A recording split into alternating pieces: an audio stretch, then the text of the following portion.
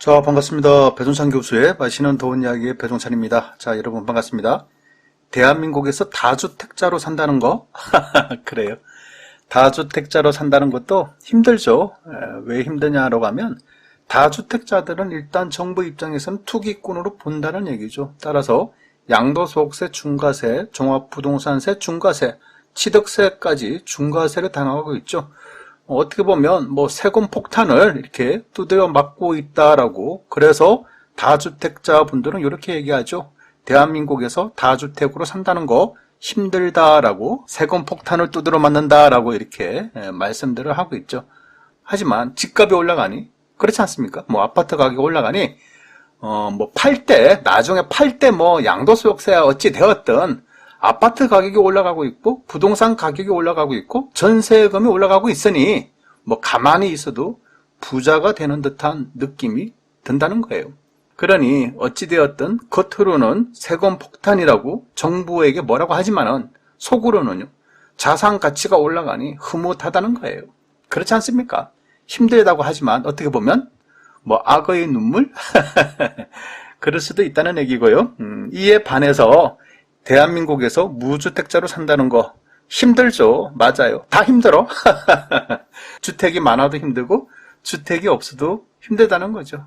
그런데 특히 무주택자 입장에서 본다면 전세 금액이 상승되지 않습니까? 전세금이 10억짜리가 갑자기 14억을 달라. 전세금 2억짜리가 갑자기 3억을 달라. 그러면 힘들어요. 보통 사람들도 전세자금 대출을 받아서, 그렇죠, 오른 전세금을 주는 이런 경우들이 많지 않습니까?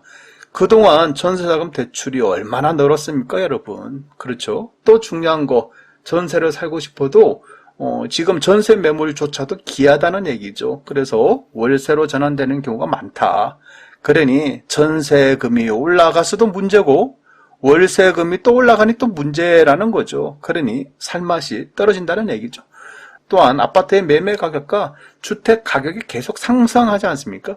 주택이 없는 사람들 입장에서, 세입자 분들 입장에서 본다면 아파트 가격, 주택 가격이 폭락하기를 원하겠죠. 그렇잖아요, 사실. 내가 없는 만큼, 가지지 못한 만큼 아파트 가격은 떨어졌으면 좋겠다. 떨어지면 사고 싶은 마음이 생기는 거죠. 그런데 이러한 소망이 시간이 지나서 결론을 보니까 오히려 매매 금액이 급등을 하고 있다는 얘기예요. 아파트 가격이 상승을 하고 있다는 얘기죠. 이러한 부분 때문에 대부분의 무주택자들은 속상하죠. 그때 샀어야 되는데 내가 왜 사지 못했을까? 이처럼 아파트로 인해서, 주택으로 인해서 후회들을 하고 있다는 얘기죠. 여기에다가 정부 정책이 오락가락 하지 않습니까? 투기와의 전쟁 선포하고 부동산을 잡을 것 같이 막 했는데, 결론적으로 본다면 부자들에게는 세금을 완화하고 서민들에게는 대출을 규제를 하니, 이러하니 대한민국에서 무주택자로 산다는 거 한마디로 말씀드리면 살기 싫다일 겁니다. 어떻게 보면 살기 힘들다라고 이렇게 말씀을 드릴 수가 있겠죠. 요번 정부에서는요, 그렇죠, 투기와의 전쟁을 시작했다. 재건축, 재개발의 규제에 대해서 융당 폭격을 하겠다. 이게 바로 그 유명한 2017년도 파리 부동산 대책이지 않습니까? 파리 부동산 대책의 핵심은 파리? 파리가 날아다니나? 아무튼 파리 대책의 핵심은요, 투기 가열지구 지정, 투기 지역 지정, 재건축 조합원 지위 양도 금지, 재건축 초과 이익 환수제를 2018년도부터 시행하고 다주택자 양도소득세, 중과세 등등을 시행하였지만 결과는 그 이후에 20여 번의 부동산 대책까지 쏟아냈지만은 결국 부동산 가격은 상승하고 말았다는 얘기예요. 그래서 2020년 신년사에 문 대통령은 또 이렇게 말씀을 하셨죠. 부동산 투기와의 전쟁에서 나는 절대로 지지 않을 것이다.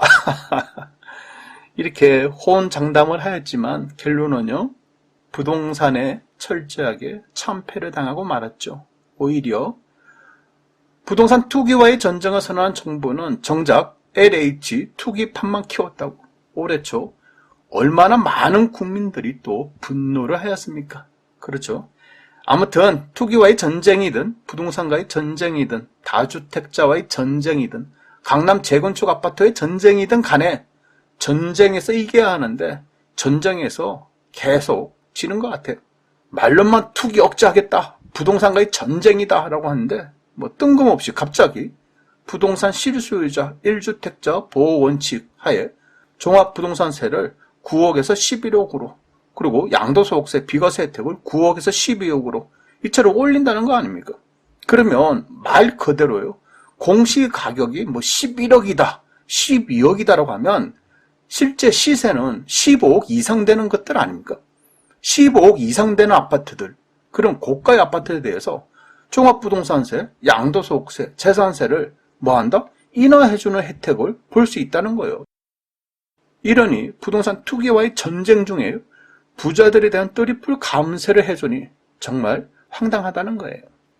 1인식으로 정보가 나오니 부동산에 나타나는 시그널은 다주택자 입장에서 본다면요, 이거 봐라, 버티면 우리가 이긴다, 우리가 버티면 가지고만 있으면 양도소득세 줄어들고 종합부동산세 줄어들고 재산세 줄어든다, 실제적으로 종합부동산세, 양도소득세 비과세 혜택 이처럼 금액이 커졌지 않냐, 결국 우리가 이긴다, 버티면 이긴다, 이런 신호를 주는 거 아닐까요? 그렇지 않습니까? 그러니 주택을 많이 가진 자들은 첫째 버티거나 둘째 증여하거나 해서 어찌되었든 지금 시점에서 집을 팔지 않겠다는 거 아니겠어요? 이러하니 부동산 시장에 매물은 줄어들고 사고자 하는 사람이 이처럼 있으니 아파트 가격은 상승하고 마는 것이죠.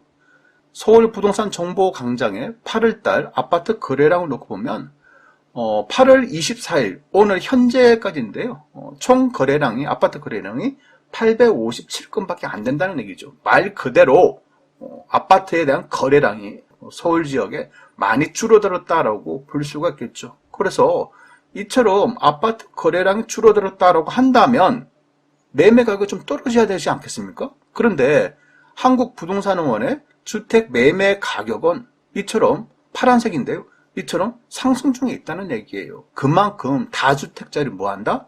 매물로 안 던진다는 얘기예요. 파는 사람이 적다, 공급이 적다라고, 그리고 사는 사람이 있다, 따라서 아파트 가격은 이처럼 아파트 가격은 올라간다는 얘기죠.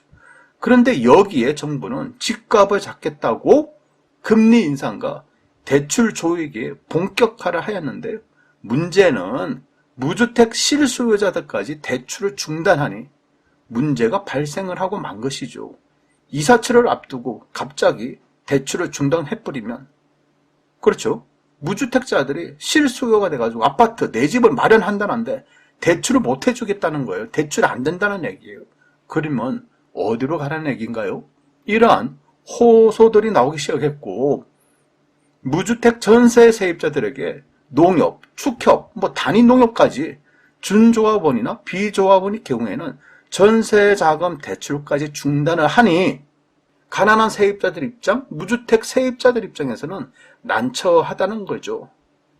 그러니 잡으라는 부동산 가격은 못 잡고요, 오히려 무주택자, 세입자들을 잡는 꼴이 아닐까요? 부동산 투기와의 전쟁 중에 부자들은 트리플 감세를 해주고 무주택 실수요자들은 전세자금 대출까지 중단을 하니 이런 세상에 어떻게 살아가겠습니까? 참 답답한 노릇이겠죠. 그러니 저희 입장은 이러합니다. 대출 규제 좋아요. 부동산 가격 오르니까 대출 규제 해야죠. 그런데 무주택자들의 실수요 대출과 세입자들의 전세자금 대출만큼은 원상대로 풀어주는 것이 말 그대로 국민들을 위한, 또한 국민을 살리는 이러한 부동산 대책이 아닐까요? 이상까지 배종찬 교수의 맛있는 더운 이야기였습니다. 감사합니다.